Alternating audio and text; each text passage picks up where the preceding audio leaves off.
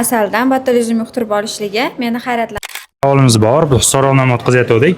Zamonaviy tibbiyotni o'rganishda siz duch kelgan miflar yoki yangiliklar qanday bo'lgan? Men duch kelgan yangiliklardan shamollashi birinchi kunlardanoq bolalarga antibiotiklar berish. Bolalar asaldan botulizm yuqtirib olishligi meni hayratlantirgan. Ko'pchilik grippga asklar ishlatadi.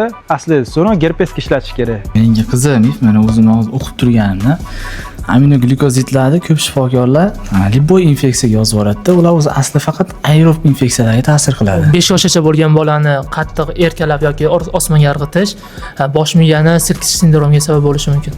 Ba'zi bakteriyali kasalliklarga antibiotik berish mumkin emasligi meni hayratga solgan. Ko'p viruslarga qarshi hali antiviruslar yaratilmagan, aslida yo'q. Dorixonalarda sotilayotganlari esa aslida marketing. Qayta istilgan guruchdan bakteriya yuqtirib olish albatta xavfsiz, lekin qiziqarli. Zamonaviy tibbiyotda siz duch kelgan miflar yoki yangiliklar qanaqa bo'lgan? Xo'p, juda ham qiziqarli savol. Miflar juda ko'p aslida, lekin men o'zim soham nevrologiya bo'lgani uchun shunga oid bo'lgan ma'lumot aytmoqchiman.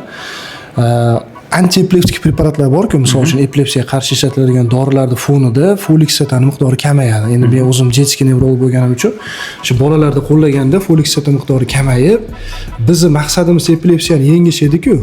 Lekin folik kislotaning kamayishi epilepsiyani yengishda effektivlikni pasaytiradi. Chunki uni yetishmovchiligi gomosisteinni oshiradi qonda va u naborot neyronlarni aktivlashtirib, yanada nima desa bo'ladi, epilepsiyani kuchaytiradi. Siz duch kelgan miflar yoki yangiliklar qanday?